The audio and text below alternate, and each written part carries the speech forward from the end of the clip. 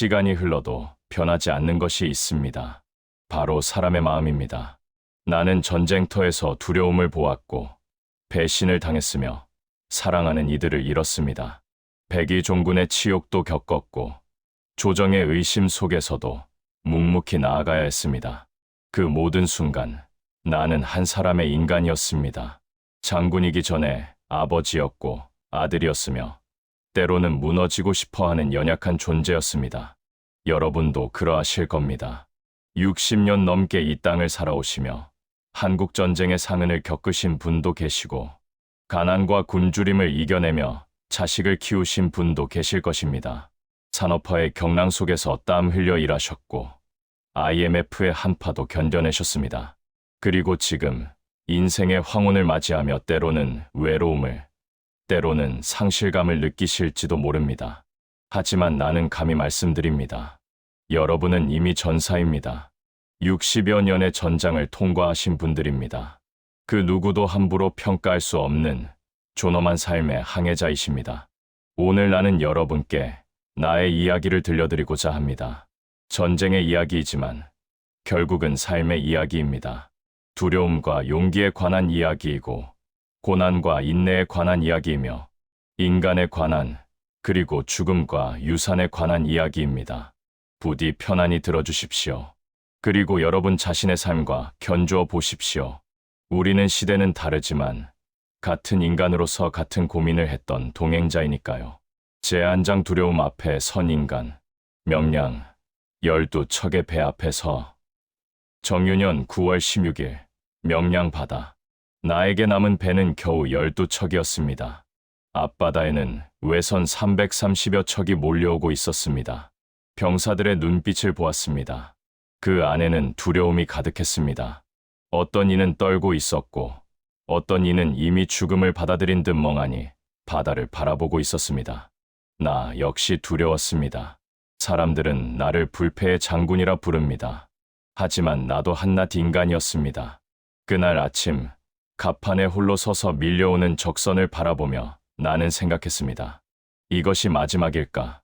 오늘 나는 이 바다에서 죽는 것일까? 그러나 나는 깨달았습니다. 두려움은 부끄러운 것이 아니라는 것을, 두려움은 인간이기에 당연히 느끼는 감정이라는 것을, 문제는 두려움을 느끼는 것이 아니라 두려움에 지배당하는 것입니다. 나는 장수기를 높이 올리며 외쳤습니다. 필사즉생 필생즉사비스 저생비생저스. 죽고자 하면 살 것이요 살고자 하면 죽을 것이다. 이는 전술이기도 했지만 나 자신에게 하는 말이기도 했습니다. 두려움을 인정하되 그 앞에 무릎 꿇지 않는 것, 그것이 용기입니다. 여러분의 명량은 무엇입니까? 여러분도 살아오시며 수많은 명량 바다를 만나셨을 겁니다. 젊은 시절, 사업이 무너졌을 때, 빚쟁이들이 문을 두드리고 가족들의 끼니조차 걱정해야 했을 때, 그때 느끼신 두려움을 나는 압니다. 혹은 갑작스런 병을 선고받았을 때, 수술대 위에 오르기 전 느꼈던 막막함도 알고 있습니다.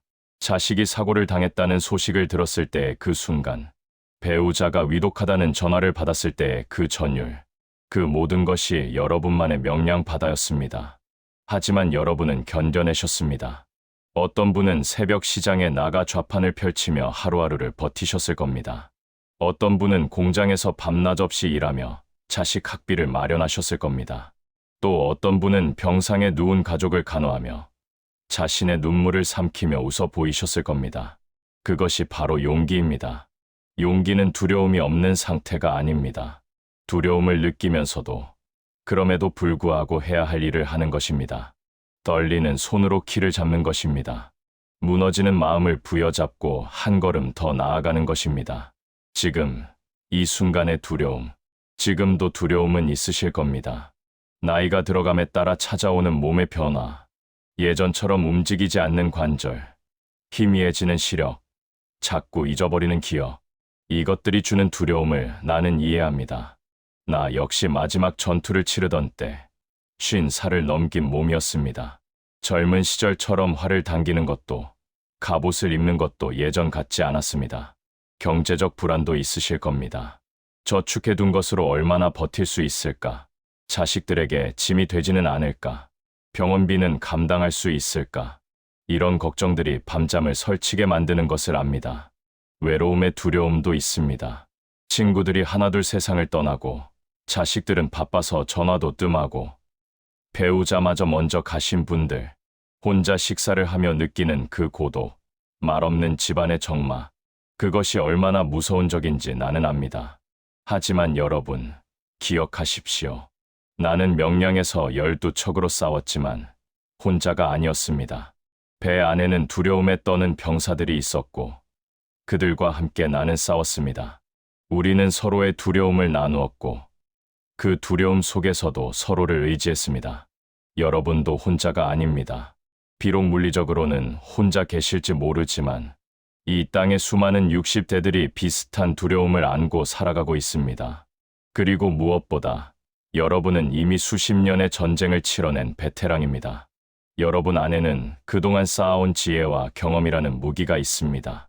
두려워해도 괜찮습니다. 하지만 두려움이 여러분을 정의하도록 두지 마십시오. 여러분은 두려움보다 큰 존재입니다. 그것을 증명한 것이 바로 지금까지 살아오신 여러분의 삶입니다. 제두장 고난이라는 이름의 파도, 백이종군, 치욕의 길, 선조 25년, 나는 갑옷을 벗고 백이종군을 명받았습니다. 모함 때문이었습니다. 진실이 어떠한지는 중요하지 않았습니다. 조정은 나를 의심했고 나는 장군의 자리에서 쫓겨나 일개 병졸로 전쟁터를 걸어야 했습니다. 내가 그토록 아끼던 부하들 앞에서, 내가 지켜온 백성들 앞에서 나는 죄인이 되어 걸었습니다. 그 길이 얼마나 길고 험했는지 모릅니다. 발에는 물집이 잡혔고 여름 햇볕은 등을 태웠습니다. 하지만 더 아픈 것은 몸이 아니라 마음이었습니다. 내가 무엇을 잘못했는가? 이 모든 것이 무슨 의미인가? 밤마다 그런 생각들이 나를 괴롭혔습니다. 어떤 날은 분노가 치밀어 올랐습니다. 어떤 날은 모든 것을 포기하고 싶었습니다. 어떤 날은 눈물이 났지만 아무도 보지 않는 곳에서 삼켜야 했습니다. 하지만 나는 걸었습니다. 한 발, 또 한 발. 인내는 체념이 아닙니다. 사람들은 종종 인내를 수동적인 것으로 생각합니다. 그저 참고 견디는 것, 이를 악물고 버티는 것으로만 여깁니다. 하지만 나는 백이종군의 길에서 깨달았습니다. 진정한 인내는 능동적인 것이 하는 것을, 인내는 포기하지 않는 것입니다. 상황이 나를 무너뜨리려 할 때, 그래도 나는 일어서겠다고 다짐하는 것입니다. 세상이 나를 죄인이라 부를 때, 나는 내가 누구인지 안다고 스스로에게 말하는 것입니다. 백이종군의 길 위에서 나는 내 자신과 대화했습니다. 나는 나에게 물었습니다. 왜 살아야 하는가? 왜 계속 가야 하는가? 그리고 나는 답했습니다. 아직 해야 할 일이 남았기 때문이다. 나를 기다리는 백성들이 있기 때문이다. 그것이 나를 걷게 만들었습니다. 여러분의 백이종군, 여러분도 각자의 백이종군을 경험하셨을 겁니다. 어떤 분은 사업 실패 후 빚을 갚기 위해 10년, 20년을 견디셨을 겁니다. 자존심이고 뭐고 다 내려놓고 할 수 있는 일이라면 무엇이든 하셨을 겁니다.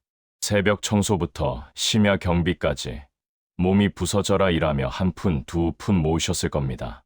어떤 분은 가족의 병을 간호하며 긴 터널을 지나셨을 겁니다. 병원과 집을 오가며 자신의 삶은 뒷전으로 밀어둔 채 하루하루를 버티셨을 겁니다. 때로는 화가 나고 때로는 원망스러웠지만 그래도 손을 놓지 않으셨을 겁니다. 어떤 분은 부당한 대우를 받으며 직장을 다니셨을 겁니다. 후배에게 밀리고 능력을 인정받지 못하고 정년을 채우기 위해 굴욕을 삼키셨을 겁니다. 하지만 가족을 위해, 생계를 위해 그 자리를 지키셨습니다. 그 모든 것이 여러분의 백이종군이었습니다. 고난의 의미를 스스로 만들어가는 것. 나는 백이종군을 마치고 다시 삼도수군 통제사로 복직했습니다. 하지만 그때 나는 예전의 내가 아니었습니다. 더 단단해져 있었습니다. 더 깊어져 있었습니다. 더 지혜로워져 있었습니다. 고난은 우리를 깨뜨리려 합니다. 하지만 우리가 견뎌내면 고난은 오히려 우리를 단련시킵니다. 철이 불을 만나 강철이 되듯이 우리는 고난을 통과하며 더욱 강해집니다. 여러분도 그러하십니다. 지금 돌이켜보면 그때 그 힘든 시간들이 결국 여러분을 만들었다는 것을 아실 겁니다. 고통스러웠지만 그 시간이 없었다면 지금의 여러분도 없었을 것입니다. 깊이가 없었을 것이고 이해가 없었을 것이며 연민도 없었을 것입니다. 여러분은 이제 삶의 무게를 아는 사람입니다. 가벼운 위로가 얼마나 공허한지, 진짜 고통이 무엇인지, 진정한 연대가 무엇인지 아는 사람입니다. 지금도 계속되는 싸움, 고난은 끝나지 않습니다. 나이가 들어도, 경험이 쌓여도 삶은 계속해서 우리에게 파도를 보냅니다. 지금도 여러분은 싸우고 계실 겁니다. 병마와 싸우고, 경제적 어려움과 싸우고, 외로움과 싸우고, 때로는 무의미함과 싸우고 계실 겁니다. 이것이 불공평하다고 느끼실 수도 있습니다. 왜 나는 아직도 이렇게 힘들어야 하는가? 60년을 살았는데 왜 편안함은 오지 않는가? 나는 그 마음을 압니다. 나 역시 마지막 전투를 앞두고 생각했습니다. 언제쯤 이 전쟁은 끝날 것인가? 언제쯤 나는 쉴 수 있을 것인가? 하지만 나는 깨달았습니다. 삶은 본래 그런 것이라는 것을.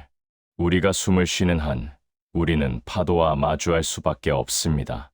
문제는 파도를 없애는 것이 아니라 파도를 헤쳐나가는 법을 배우는 것입니다. 여러분은 이미 그 방법을 알고 계십니다. 60여 년간 파도를 헤쳐 오신 분들이니까요. 한 번 더 일어서십시오. 또 쓰러지면 또 일어서십시오. 그것이 우리가 할 수 있는 전부이고 그것으로 충분합니다. 제3장 사람, 그 복잡한 바다. 원균, 나를 무너뜨리려 한 사람. 원균, 그의 이름을 떠올리면 지금도 복잡한 감정이 밀려옵니다. 그는 나를 모함했습니다. 조정의 거짓을 고했고 나의 공을 깎아내렸으며 마침내 나를 삼도수군 통제사 자리에서 끌어내렸습니다. 그리고 그 자리에 자신이 앉았습니다. 미워하지 않을 수 없었습니다. 밤마다 나는 생각했습니다. 왜 그는 나에게 그랬을까? 우리는 같은 편이 아니었는가? 왜 나라를 지키는 일보다 자신의 욕심을 앞세웠을까? 분노가 치밀어 올랐습니다. 억울함이 가슴을 짓눌렀습니다. 때로는 복수하고 싶었습니다. 하지만 나는 알고 있었습니다. 미움이 나를 집어삼키도록 두면 내가 무너진다는 것을, 원균이 아니라 내 자신이 무너진다는 것을. 배신과 용서 사이에서 사람을 믿는다는 것은 참 어려운 일입니다. 전쟁터에서 나는 수많은 사람을 보았습니다. 목숨을 아끼지 않고 싸우는 의로운 병사들도 있었지만 도망치는 자들도 있었습니다. 나를 지지하는 장수들도 있었지만 뒤에서 나를 헐뜯는 자들도 있었습니다. 배신은 아픕니다. 특히 가까운 사람의 배신은 칼로 베이는 것보다 아픕니다. 하지만 나는 선택해야 했습니다. 모든 사람을 의심하며 살 것인가? 아니면 상처받을 위험을 감수하고도 사람을 믿을 것인가? 나는 후자를 택했습니다. 왜냐하면 나 혼자서는 전쟁을 이길 수 없었기 때문입니다. 나에게는 사람이 필요했습니다. 부하가 필요했고 백성의 지지가 필요했으며 동료 장수들의 협력이 필요했습니다. 그래서 나는 계속 사람을 믿었습니다. 배신당할지도 모른다는 두려움을 안고도 나는 사람에게 손을 내밀었습니다. 여러분이 만난 사람들, 여러분도 살면서 수많은 사람을 만나셨을 겁니다. 평생 함께한 배우자, 처음에는 사랑으로 시작했지만 세월이 흐르며 때로는 짐이 되고 때로는 원망스럽기도 했을 겁니다. 하지만 그럼에도 불구하고 함께 늙어가며 서로의 주름살에서 세월의 무게를 읽었을 겁니다. 자식들, 그토록 사랑으로 키웠지만 때로는 이해받지 못한다고 느끼셨을 겁니다. 자식들은 바쁘다고 하고 여러분은 외롭다고 느끼고 그 간극 속에서 서운함과 미안함이 교차했을 겁니다. 친구들, 함께 청춘을 보냈던 친구들. 어떤 친구는 성공했고 어떤 친구는 실패했습니다. 어떤 친구는 먼저 세상을 떠났고 어떤 친구는 연락이 끊어졌습니다. 남은 친구들과 소주잔을 기울이며 여러분은 지나간 시절을 그리워하셨을 겁니다. 직장 동료, 이웃, 교회나 절의 신도들, 그 모든 관계 속에서 여러분은 기쁨도 있었지만 상처도 받으셨을 겁니다. 미워할 것인가? 이해할 것인가? 원균은 결국 칠천량 해전에서 패하고 목숨을 잃었습니다. 그 소식을 들었을 때 나는 복잡한 감정을 느꼈습니다. 그럴 줄 알았다는 생각과 동시에 안타까움도 들었습니다. 그도 한 사람의 장수였습니다. 나라를 지키고 싶었을 것이고 인정받고 싶었을 것입니다. 다만 그의 방법이 잘못되었을 뿐 나는 그를 용서했습니다. 용서는 그를 위한 것이 아니었습니다. 나를 위한 것이었습니다. 미움을 놓아버리고 그 무게에서 자유로워지기 위한 것이었습니다. 여러분도 그러하십시오. 여러분을 배신한 사람, 상처 준 사람, 이해해주지 못한 사람들, 그들을 미워하는 것은 여러분의 권리입니다. 하지만 그 미움이 여러분을 갉아먹도록 두지는 마십시오. 용서는 상대방이 잘못하지 않았다고 인정하는 것이 아닙니다. 용서는 나는 더 이상 이 상처에 매이지 않겠다고 선언하는 것입니다. 지금 남은 사람들과의 관계, 60대가 되면 주변이 많이 비었을 것입니다. 부모님은 이미 돌아가셨을 것이고 형제자매들도 각자의 삶에 바쁠 것이며 친구 중 몇몇은 세상을 떠났을 것입니다. 자식들은 독립해서 멀리 있고 배우자마저 먼저 간 분들도 계실 것입니다. 그 빈자리가 때로는 견디기 힘들 것입니다. 하지만 여러분, 남은 사람들을 소중히 여기십시오. 아직 살아있는 친구에게 전화하십시오. 보고 싶다고, 고맙다고 말하십시오. 자식들이 바빠서 연락을 잘 못해도 먼저 전화하십시오. 잘 지내니? 라고 사랑한다고 말하십시오. 배우자가 아직 곁에 계신다면 그 손을 잡아주십시오. 말없이 앉아 있어도 좋습니다. 그 존재만으로 위로가 됩니다. 새로운 관계를 만드는 것도 좋습니다. 복지관에 나가고 동호회에 가입하고 새로운 사람들을 만나십시오. 나이가 들었다고 해서 새로운 친구를 사귈 수 없는 것은 아닙니다. 사람은 외로움을 견디기 위해서가 아니라 함께 기쁨을 나누기 위해 필요합니다. 여러분의 이야기를 들어줄 사람, 여러분이 들어줄 사람이 필요합니다. 제내장 노년, 인생의 가을바다, 50살의 전쟁. 나는 50살이 넘어 가장 치열한 전투를 치렀습니다. 젊었을 때는 몸이 말을 잘 들었습니다. 밤을 새워도 끄떡없었고 갑옷을 입고 하루 종일 싸워도 견딜만 했습니다. 하지만 50을 넘기자 달랐습니다. 관절이 뻣뻣해지고 시력이 흐려지기 시작했으며 아침에 일어나면 온몸이 무거웠습니다. 명량해전을 치를 때 나는 54살이었습니다. 갑판에서 지휘하며 나는 느꼈습니다. 예전 같았으면 하루 종일 서 있어도 끄떡없었을 텐데 이제는 다리가 저렸습니다. 활을 당기는 팔의 힘이 예전 같지 않았습니다. 하지만 나는 깨달았습니다. 젊음이 가진 힘이 있고 노년이 가진 힘이 있다는 것을. 젊은 장수는 용맹으로 싸우지만 나이 든 장수는 지혜로 싸운다는 것을. 나는 더 이상 가장 빠르게 칼을 휘두르는 사람이 아니었지만 전체 전장을 읽고 판단하는 눈은 오히려 더 날카로워져 있었습니다. 노년은 상실이 아니라 전환입니다. 무언가를 잃지만 동시에 무언가를 얻습니다. 몸이 말을 듣지 않을 때 여러분도 느끼고 계실 겁니다. 예전에는 계단을 뛰어 올라갔는데 이제는 한 걸음 한 걸음 난간을 잡고 올라가야 합니다. 무거운 것을 들다가 허리를 삐끗하고 오래 앉아 있으면 다리가 저립니다. 작은 글씨는 잘 안 보이고 사람 이름이 자꾸 헷갈립니다. 이것이 서글프게 느껴질 수 있습니다. 나는 이제 쓸모없는 사람인가? 나는 이제 짐이 되는 것인가? 그런 생각이 드실 수 있습니다. 하지만 나는 말씀드립니다. 여러분의 가치는 몸의 기능에 있지 않습니다. 여러분 안에는 60여 년의 경험이 들어 있습니다. 여러분은 무엇이 진짜 중요한지 아는 사람입니다. 젊은이들이 사소한 것에 화낼 때 여러분은 그래, 그것도 지나간다는 것을 압니다. 젊은이들이 조급해할 때 여러분은 천천히 가도 괜찮다는 것을 압니다. 나는 전쟁터에서 젊은 장수들이 성급하게 돌격하려 할 때 그들을 제지하곤 했습니다. 아직 때가 아니다. 조금 더 기다려라. 그것이 노장이 줄 수 있는 지혜였습니다. 여러분도 그런 존재입니다. 손주들에게 인내를 가르치고 자식들에게 삶의 통찰을 주고 젊은 세대에게 역사를 전하는 사람입니다. 의존한다는 것의 두려움. 나이가 들면 누군가의 도움이 필요해집니다. 혼자 병원에 가기 어려워지고, 무거운 장을 보기 힘들어지며, 관공서 서류를 처리하는 것도 복잡하게 느껴집니다. 자식에게 부탁해야 하고, 때로는 낯선 사람의 도움을 받아야 합니다. 이것이 자존심 상하게 느껴질 수 있습니다.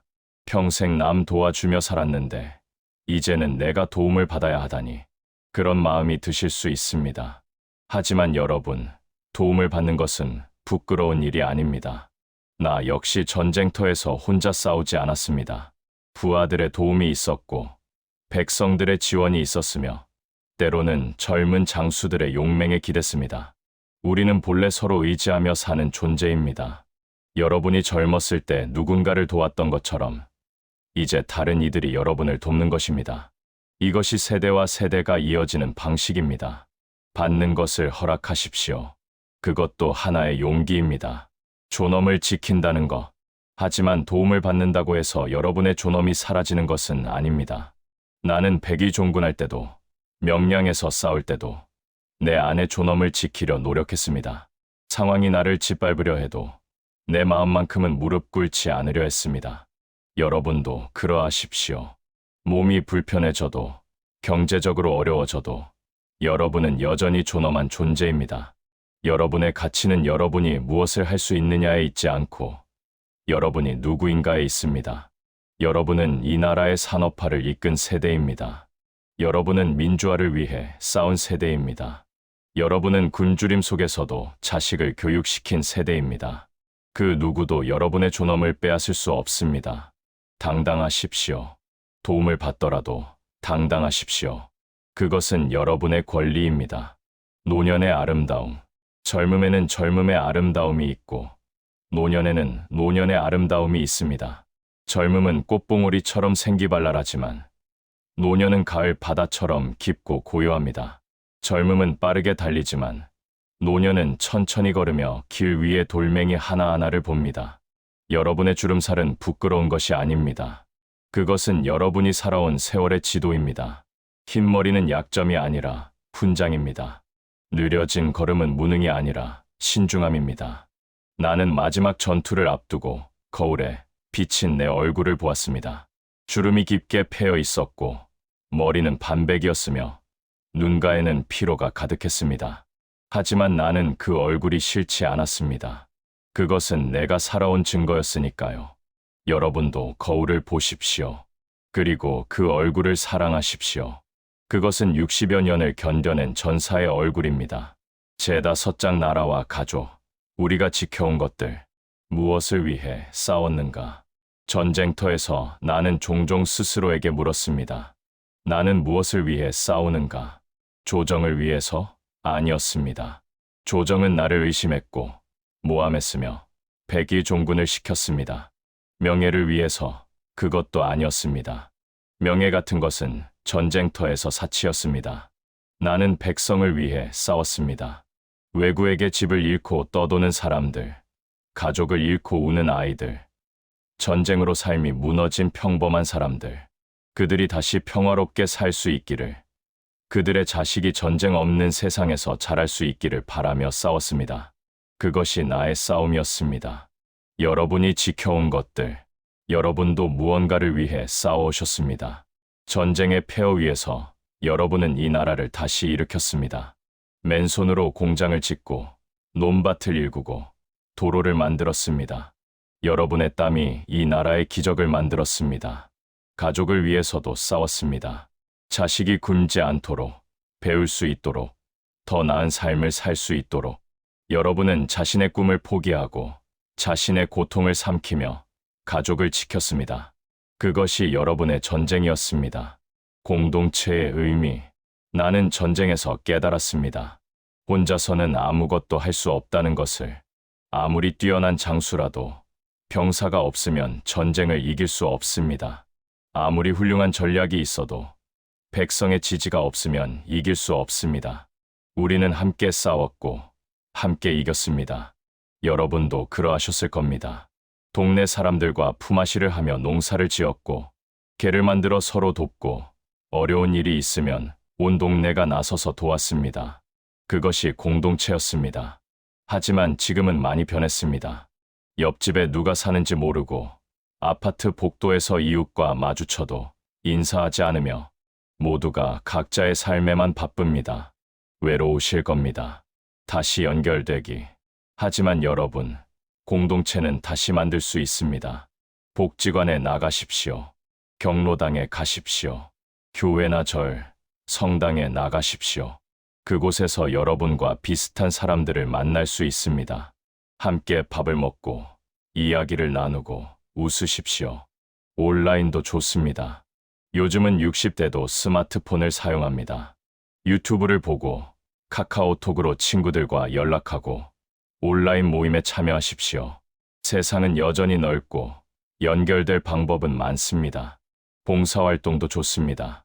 여러분의 경험과 지혜가 필요한 곳이 많습니다. 도서관에서 책을 읽어주고 학교에서 아이들에게 옛날 이야기를 들려주고 복지관에서 다른 어르신들을 돕는 것도 좋습니다. 주는 것이 받는 것입니다. 누군가에게 도움이 되는 것, 그것이 우리에게 의미를 줍니다. 가족, 그 복잡한 관계. 가족은 우리에게 가장 큰 기쁨이자 때로는 가장 큰 고통입니다. 나에게도 가족이 있었습니다. 아내와 자식들. 전쟁터에 있는 동안 나는 그들을 제대로 돌보지 못했습니다. 아들이 병으로 죽었다는 소식을 전장에서 들었고 나는 장례식에도 가지 못했습니다. 지금도 그 죄책감이 남아 있습니다. 내가 집에 있었다면, 내가 더 관심을 가졌더라면. 하지만 나는 선택해야 했습니다. 가족과 나라 사이에서 여러분도 비슷한 고민을 하셨을 겁니다. 일 때문에 자식과 시간을 보내지 못했고, 생계 때문에 가족 행사에 참석하지 못했으며, 바쁨을 이유로 부모님을 자주 찾아뵙지 못했습니다. 그것이 잘못은 아닙니다. 여러분은 최선을 다했습니다. 상황이 여러분에게 그런 선택을 강요했을 뿐입니다. 이제 남은 시간 동안 가족과 관계를 회복하십시오. 늦지 않았습니다. 자식에게 전화하고 손주를 만나고 형제자매와 연락하십시오. 사랑한다는 말을 더 자주 하십시오. 제6장 죽음, 그리고 남기는 것들. 노량, 마지막 전투. 선조 31년 11월 19일, 노량바다. 나는 알고 있었습니다. 이것이 마지막이 될 것이라는 것을. 몸은 이미 한계에 다다랐고 전쟁은 곧 끝날 것이었습니다. 이제 내 역할도 거의 끝났습니다. 그날 밤, 적의 탄환이 내 가슴을 관통했습니다. 통증이 밀려왔지만 나는 소리를 내지 않았습니다. 부하들이 혼란에 빠질까 두려웠습니다. 나는 조용히 말했습니다. 내 죽음을 알리지 말라. 싸움이 끝날 때까지 나는 서서히 의식을 잃어가며 생각했습니다. 이것으로 충분한가? 내가 한 일이 의미가 있었는가? 나는 무엇을 남기는가? 그리고 깨달았습니다. 내가 남기는 것은 승리의 기록이 아니라 끝까지 포기하지 않았다는 정신이라는 것을. 죽음을 마주한다는 것. 여러분도 죽음을 생각하실 겁니다. 60대가 되면 죽음은 더 이상 먼 일이 아닙니다. 친구가 세상을 떠나고 병원에서 중병을 진단받고 장례식에 가는 일이 잦아집니다. 죽음은 이제 일상의 일부가 되었습니다. 두려우실 겁니다. 죽음이 어떤 것일지, 고통스러울지, 외로울지, 죽은 후에는 어떻게 되는지, 이런 생각들이 밤마다 여러분을 괴롭힐 수 있습니다. 나도 두려웠습니다. 죽음 앞에서 두렵지 않은 사람은 없습니다. 하지만 나는 받아들이기로 했습니다. 죽음은 삶의 일부이고 피할 수 없는 것이라는 것을. 잘 죽는다는 것, 잘 산다는 것만큼 잘 죽는다는 것도 중요합니다. 잘 죽는다는 것은 무엇일까요? 화려하게 죽는 것, 많은 사람에게 기억되는 것 아니라고 생각합니다. 잘 죽는다는 것은 후회 없이 죽는 것입니다. 나는 내가 할 수 있는 것을 했다. 나는 나름대로 최선을 다했다. 그렇게 말할 수 있는 것입니다. 여러분은 이미 충분히 하셨습니다. 완벽하지 않았을 수 있습니다. 실수도 많이 하셨을 겁니다. 후회스러운 일도 있으실 겁니다. 하지만 여러분은 그 시대를 살아냈고 여러분만의 방식으로 최선을 다하셨습니다. 그것으로 충분합니다. 용서와 화해, 죽음을 앞두기 전에 정리해야 할 것들이 있습니다. 용서하지 못한 사람이 있다면 이제 용서하십시오. 그 사람을 위해서가 아니라 여러분 자신을 위해서입니다. 미움을 안고 죽는 것은 무거운 짐을 지고 가는 것과 같습니다. 사과하지 못한 일이 있다면 이제 사과하십시오. 자식에게, 배우자에게, 친구에게 미안했다고, 사랑한다고 말하십시오. 너무 늦었다고 생각하지 마십시오. 숨이 붙어 있는 한 늦지 않았습니다. 감사하지 못한 사람이 있다면 감사를 표하십시오. 여러분의 삶을 도와준 사람들, 여러분과 함께해 준 사람들에게 고맙다고 말하십시오. 이것이 삶을 정리하는 방법입니다. 무엇을 남길 것인가? 나는 노량에서 죽으며 생각했습니다. 나는 무엇을 남기는가? 재산은 많지 않았습니다. 명예도 확실치 않았습니다. 하지만 나는 정신을 남겼습니다. 두려워도 싸웠다는 것, 절망 속에서도 희망을 잃지 않았다는 것, 끝까지 포기하지 않았다는 것. 그것이 400년이 지난 지금까지 사람들이 나를 기억하는 이유라고 생각합니다. 여러분도 무언가를 남깁니다. 자식들에게는 삶의 방식을 남깁니다.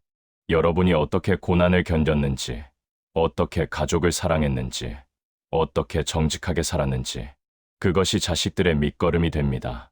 손주들에게는 이야기를 남깁니다. 옛날에 어떻게 살았는지, 무엇이 중요한지, 인생에서 무엇을 배웠는지, 그 이야기들이 손주들의 지혜가 됩니다. 사회에는 여러분이 쌓아온 것들을 남깁니다. 여러분이 일군 회사, 여러분이 가꾼 마을, 여러분이 참여한 운동들, 그것들이 다음 세대의 토대가 됩니다. 유산은 물질이 아닙니다. 많은 사람들이 유산이라 하면 재산을 떠올립니다. 얼마나 많은 돈을 남길 것인가, 부동산은 어떻게 나눌 것인가. 물론 그것도 중요합니다. 하지만 진짜 유산은 물질이 아닙니다. 진짜 유산은 여러분이 보여준 삶의 태도입니다. 어려움 속에서도 웃음을 잃지 않았던 모습, 타인을 배려했던 마음, 정직하게 살았던 원칙, 그것이 자식들과 손주들에게 전해집니다. 나는 자식들에게 많은 재산을 남기지 못했습니다. 하지만 나는 그들에게 나라를 사랑하라, 정직하게 살아라, 포기하지 말라는 메시지를 남겼습니다. 그것이 내 유산이었습니다. 여러분도 그러하십시오. 자식들에게 돈보다 더 소중한 것을 남기십시오. 그것은 여러분의 가치관이고 여러분의 정신이며 여러분의 사랑입니다. 제7장 클라이맥스 인생의 본질. 결국 남는 것. 전쟁이 끝나고 승리가 확정되고 모든 것이 정리된 후 결국 남는 것은 무엇일까요? 전과 전술, 승전보? 아니었습니다. 남는 것은 사람이었습니다. 함께 싸웠던 병사들의 얼굴, 구해낸 백성들의 눈물, 나를 믿고 따라준 부하들의 신뢰, 그것이 진짜 남는 것이었습니다. 여러분의 인생도 그러합니다. 돈을 얼마나 벌었는지, 어떤 직책에 올랐는지, 집이 몇 채인지, 죽을 때 가져갈 수 없는 것들입니다. 하지만 여러분이 사랑한 사람들, 여러분이 나눈 따뜻한 말들, 여러분이 보여준 친절, 그것은 영원히 남습니다. 인생의 의미. 사람들은 종종 묻습니다. 인생의 의미가 무엇인가? 나는 전쟁터에서 그 질문과 씨름했습니다. 수많은 사람이 죽어가는 것을 보며 나는 물었습니다. 이 모든 것이 무슨 의미가 있는가? 왜 우리는 살아야 하는가? 그리고 깨달았습니다. 인생의 의미는 거창한 것이 아니라는 것을, 세상을 구하는 것도, 역사의 이름을 남기는 것도 아니라는 것을, 인생의 의미는 지금, 이 순간, 내가 누군가에게 빛이 되어주는 것이라는 것을, 병사의 손을 잡아주는 것, 백성의 눈물을 닦아주는 것, 절망한 이에게 희망을 주는 것, 그것이 의미였습니다. 여러분의 삶도 의미가 있습니다.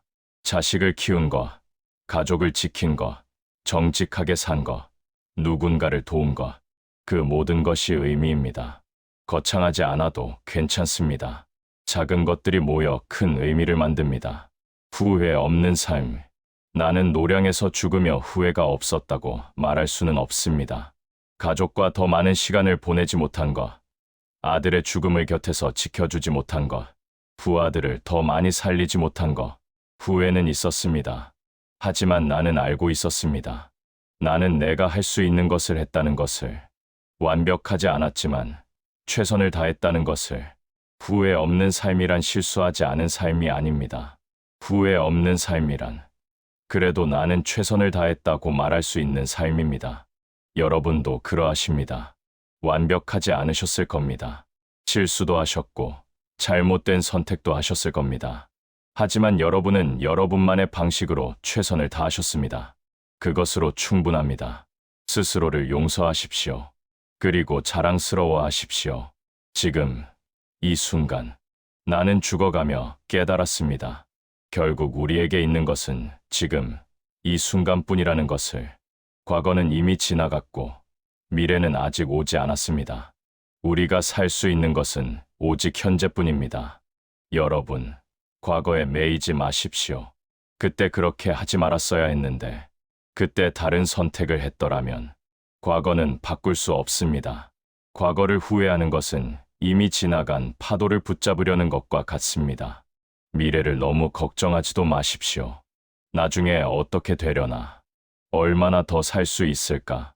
미래는 아직 오지 않았습니다. 미래를 걱정하는 것은 아직 오지 않은 폭풍을 두려워하는 것과 같습니다. 지금 이 순간을 사십시오. 오늘 아침의 햇살, 창밖의 새소리, 따뜻한 차 한 잔, 손주의 웃음소리, 이런 작은 것들이 삶입니다. 이런 순간들을 놓치지 마십시오. 감사의 힘, 내 생의 마지막 순간, 나는 감사했습니다. 이 땅에 태어난 것, 바다를 본 것, 전쟁을 치른 것, 백성을 지킬 수 있었던 것, 모든 것이 감사였습니다. 고통도, 배신도, 심지어 죽음까지도. 그 모든 것이 내 삶을 만들었으니까요. 감사는 우리를 자유롭게 합니다. 불평은 우리를 과거에 묶어두지만 감사는 우리를 현재로 데려옵니다. 원망은 우리를 무겁게 하지만 감사는 우리를 가볍게 합니다. 여러분, 감사할 것을 찾으십시오. 몸이 불편해도 아직 숨을 쉴 수 있다는 것에 감사하십시오. 외로워도 아직 사랑하는 사람이 있다는 것에 감사하십시오. 어려워도 오늘 하루를 살아낸 것에 감사하십시오. 감사는 선택입니다. 우리는 매일 선택할 수 있습니다. 불평할 것인지, 감사할 것인지. 용기를 다시 말하다. 처음에 나는 두려움과 용기에 대해 말했습니다. 이제 마지막으로 다시 말씀드립니다. 용기는 두려움이 없는 것이 아닙니다.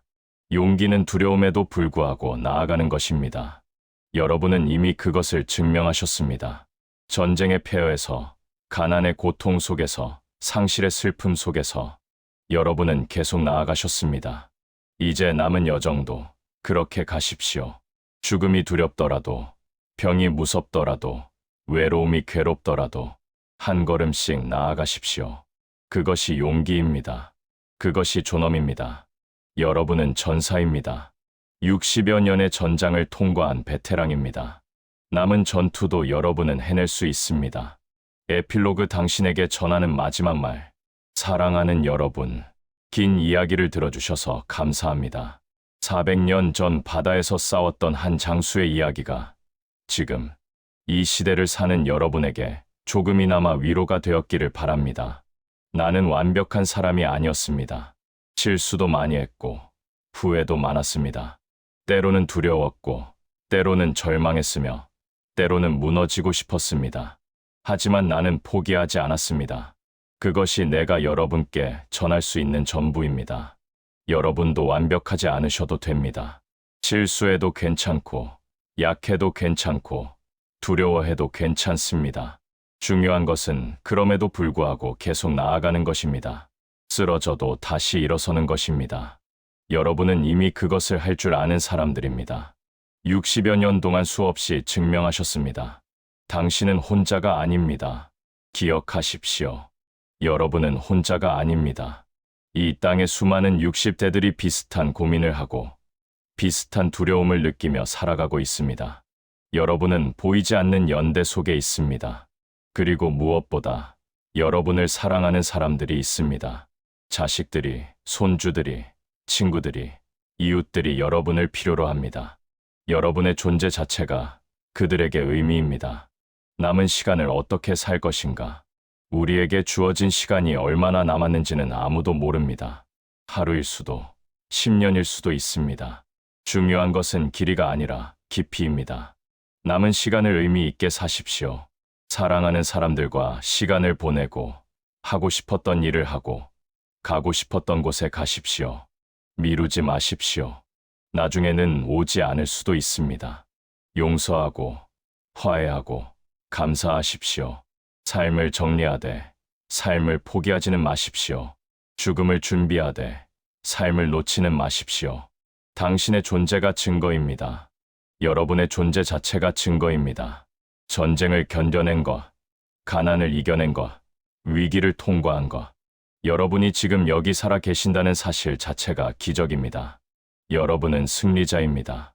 이미 수많은 전투에서 이긴 사람들입니다. 그것을 기억하십시오. 그리고 자랑스러워하십시오. 나의 마지막 당부. 나는 노량 바다에서 죽으며 부하들에게 말했습니다. 전쟁이 한창이니 내 죽음을 알리지 말라. 나는 죽어서도 전투가 계속되기를 바랐습니다. 나 하나가 쓰러진다고 해서 싸움이 멈춰서는 안 된다고 생각했습니다. 여러분에게도 같은 말을 전합니다. 여러분 중 누군가 먼저 세상을 떠나도 남은 사람들은 계속 살아가야 합니다. 슬퍼하되 무너지지 말고, 애도하되 삶을 멈추지 마십시오. 그것이 죽은 자에게 주는 최고의 예우입니다. 그들이 살았던 삶을 기억하며 우리도 열심히 사는 것입니다. 희망의 메시지.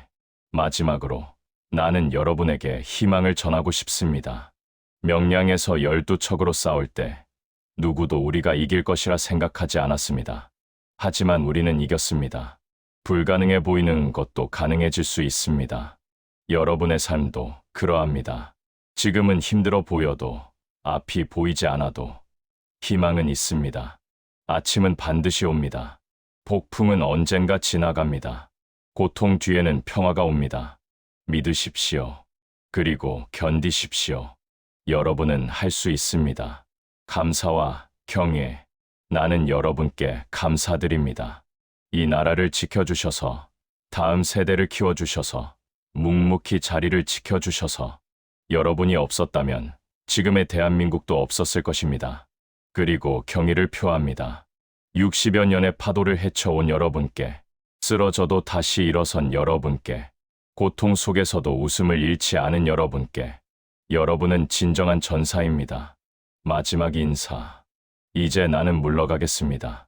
400년 전 바다로 돌아가 영원한 파도 소리를 들으며 쉬겠습니다. 하지만 나의 정신은 여러분과 함께 있을 것입니다. 여러분이 힘들 때 나를 기억하십시오.